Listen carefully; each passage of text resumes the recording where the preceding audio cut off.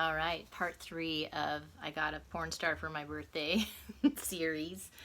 Um, this one is kind of for women. I I wouldn't have had this experience at all if I hadn't changed my behavior and done some things differently. So I wanted to share what that was because it really paid off for me in the first half of the experience, and then it didn't kind of go downhill until I said yes to the intercourse part, and then I made the mistake of wanting to observe if he was different from other guys and found that he wasn't when it came to that. But I could have totally, guided that and orchestrated that differently so that it did work for me. And it just brings to my attention how I have to do that. Otherwise, it just doesn't turn out well. And I know that when I first realized that, I was like, God, that's just so much work, though. It just feels like I'm having to micromanage, because otherwise he just goes for what he wants and he's not really looking out for me at all, is in my experience. Anyway, it's just not so conscious, not a conscious version of things.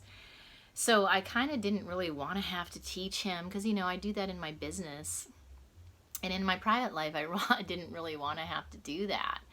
It sort of takes the fun out of it for me, honestly. But now it comes so naturally that I don't have a problem with that so much because I know what to say and when and all that along the way. I have to admit, though, that a lot of women who do not have their voices yet or do not know how to language things in a way that feels good, because I know, that they don't always have their communication skills, and most of the time the men definitely don't have their communication skills most of the time.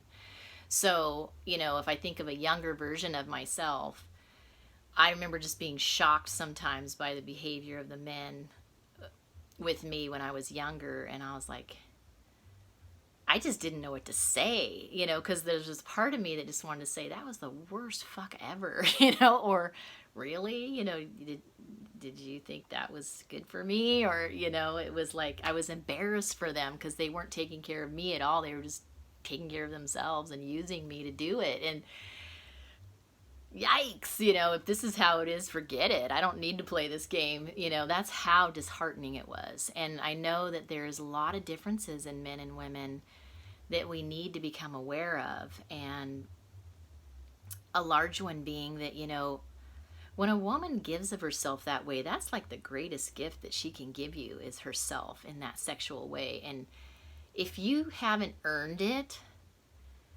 then she's taking a risk on you. She's taking a chance hoping that you're worth it. And most of the time, men have shown me that they're not, because you need to appreciate her for opening up to you that soon, before she really knows you or before you've really earned it.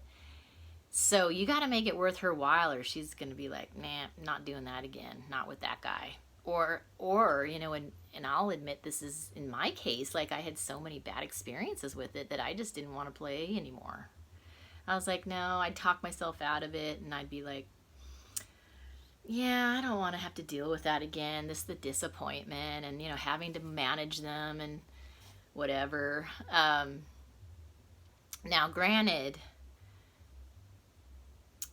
I am unusual in the sense that I think there's a small percentage of men that would match me. One, I'm a Tantra professional, so I have the communication skills and the Tantra skills, and I have the body too. I've got, things that a lot of other women don't have. I have my voice. I'm educated and skilled and whatever. But I'm also an alpha, and alphas look different, and some of them are subdued and others are like grandiose. But as a female alpha who's also a conscious alpha, that means that there's less men available in general, because he might be an alpha, but then he's an unconscious alpha or like a macho alpha, and he's just doing the same old crap that often sometimes feels like teenage men who are in, or teenagers who are in men's bodies. They just don't have the maturity. Like, what was disappointing about my experience on my birthday is that to me, that's a real sign that if he's just going for his own pleasure, that he really hasn't learned how to be with a woman. If he doesn't have that down, because it's, you know, it's supposed to be a mutually beneficial experience. And this is where in the future, in, you know, the age of Aquarius, men are going to say, do you come during orgasm? And if you say no, then he'll take care of you first, because then it at least warms you up. You're ready to go. You feel like he's at least earned it somewhat, you know, to be able to go inside the sacred gates, you know.